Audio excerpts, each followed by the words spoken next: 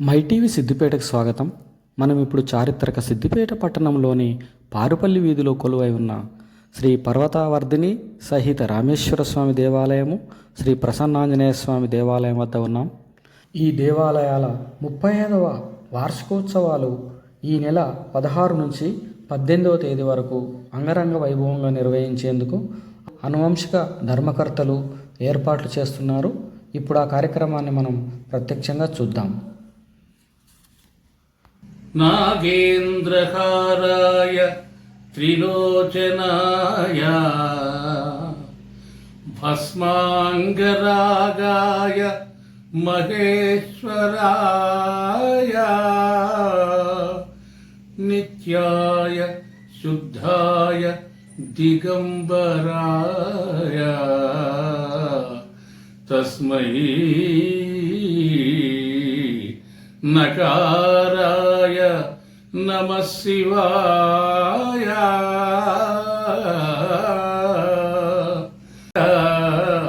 నందీశ్వర ప్రమథనాథ మహేశ్వరాయ మందార పుష్ప బహుపుష్ప సుపూజితాయ తస్మై మకారాయ నమః శివాయ శివాయ గౌరీ వదనాబ్జభృంగ సూర్యాయ దక్షాధ్వర నాశకాయ శ్రీనీలకంఠాయ వృషధ్వజాయ తస్మై సికారాయ నమః శివాయ వసిష్ఠ కుంభోద్భవ గౌతమాది మౌనీంద్ర సేవార్చిత శేఖరాయ చంద్రార్క వైశ్వానర లోచనాయ తస్మై వకారాయ నమః శివాయ యక్షస్వరూపాయ జటాధరాయ పినాకహస్తాయ సనాతనాయ దివ్యాయ దేవాయ దిగంబరాయ తస్మై యకారాయ నమః శివాయ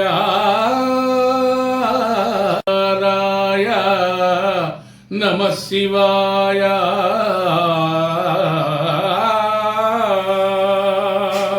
పంచాక్షరమిదం పుణ్యం యపఠేత్ శివసన్నిధౌ శివలోకమవాప్నోతి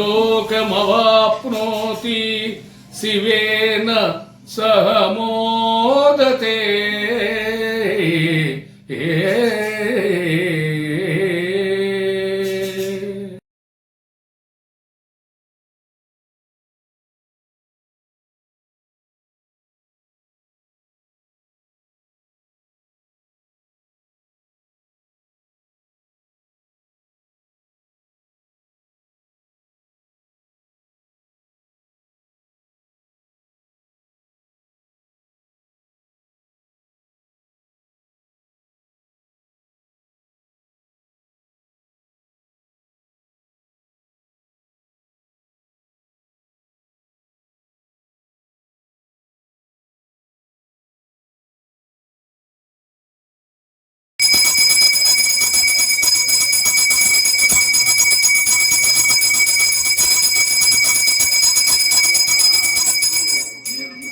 వందే శంభుముమాపతిం సురగురుం వందే జగత్కారణం వందే పన్నగభూషణం మృగధరం వందే పశూనాం పతిం వందే సూర్యశశాంక వందినయనం వందే ముకుంద ప్రియం వందే భక్తజనాశ్రయం చ వరదం వందే శివం శంకరం.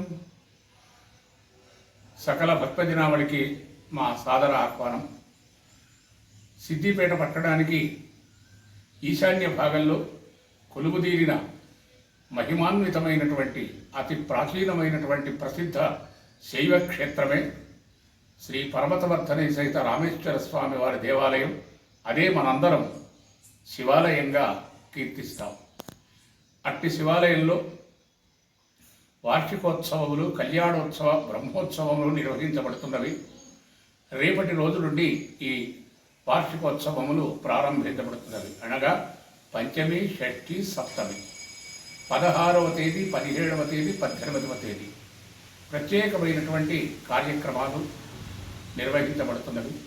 అలాగే ప్రాచీనమైనటువంటి దేవాలయం ప్రసన్నాంజనేయ స్వామి దేవాలయం. ఇది కూడా పురాతనమైనది. అంటే ఇటు రామాలయం, ఇటు ఆంజనేయ స్వామి దేవాలయం, ఇటు శివాలయం, ఇవన్నీ కూడా సుమారు 300 సంవత్సరాల పైచిలుకుగా ఉన్నటువంటిగా మనకు తెలియబడుతున్నవి.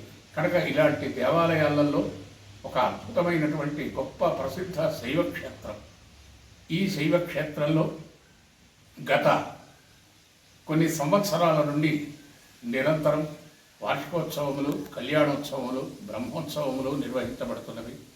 రేపటి రోజు ప్రధానంగా మొట్టమొదట ఉదయం సుప్రభాత సేవతో ప్రారంభమై గణపతి పూజ, స్వస్తి వాచనము, అంకురారోపణము, అఖండ దీపారాధనము, మాతృకా గౌరీ పూజ, ఆ తర్వాత వాస్తు, యోగిని, నవగ్రహ, క్షేత్రపాలక, దిక్పాలకాది దేవతా స్థాపనము, ప్రధాన కలశ స్థాపనము, ఆ తర్వాత చక్కగా ఋత్విక్వరణము, దీక్షాగ్రహణము, యాగశాల ప్రవేశము, అగ్ని ప్రతిష్ఠ,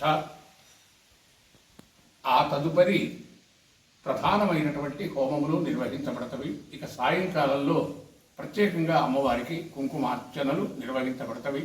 అలాగే లఘున్యాసపూర్వకంగా ప్రతిరోజు అభిషేకము నిర్వహించబడుతున్నవి.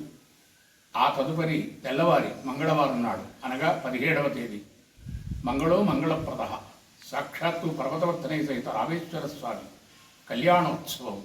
అఖిలాండకోటి బ్రహ్మాండ నాయకుడు, చతుర్దశ భువనాధీశ్వరుడు, సర్వమంగళ స్వరూపుడు, సౌభాగ్యకారకుడైనటువంటి యొక్క ఆ పరమేశ్వరునకు అఖిలాండకోటి బ్రహ్మాండ నాయకి, చతుర్దశ భువనాధీశ్వరి, సర్వమంగళ స్వరూపిణి, సౌభాగ్యదాయిని, చిన్మయి, జగన్మాత, లోకమాత, విశ్వమాత ఆ పార్వతీదేవికి, పర్వతవర్ధనీ దేవికి చక్కగా అభిజిత్ లగ్న ముహూర్తంలో అంటే మధ్యాహ్న కాలంలో కళ్యాణోత్సవములు నిర్వహించబడుతున్నవి. ఆ కళ్యాణోత్సవ కార్యక్రమానంతరం మళ్ళీ చక్కగా హవన కార్యక్రమం ఉంటుంది, తీర్థప్రసాద వితరణము, మళ్ళీ సాయంకాలం అమ్మవారికి చక్కగా ఖడ్గమాలతో ప్రత్యేకమైనటువంటి కుంకుమార్చన కార్యక్రమం, ఆ తర్వాత భక్తులచే భజన కార్యక్రమాలు, సాహిత్య సాంస్కృతిక కార్యక్రమంలో నిర్వహించబడతవి. మళ్ళీ 18వ తేదీ బుధవారం నాడు ఉదయం మళ్ళీ స్వామివారికి ప్రధాన దేవత హోమములు, రుద్రహోమము, మన్యసూక్త హోమములు, పంచసూక్త హోమములు, హనుమత్ యజ్ఞము, రుద్రహోమము, ఆ తర్వాత జయాది హోమములు, పూర్ణాహుతి కార్యక్రమములు నిర్వహించబడతవి. ఆ తర్వాత కలశోద్వాసనము, మార్జన, ఋత్విక్ సన్మానము, ఆశీర్వాదము, తర్వాత అందరికీ ఆ పర్వతవర్ధని సహిత రామేశ్వర స్వామి వారి దివ్య అనుగ్రహ ఆశీర్వాద కార్యక్రమంలో నిర్వహించబడతవి. కనుక భక్తులందరూ కూడా ఇట్టి సదవకాశమును వినియోగించుకొని, ఎందుకంటే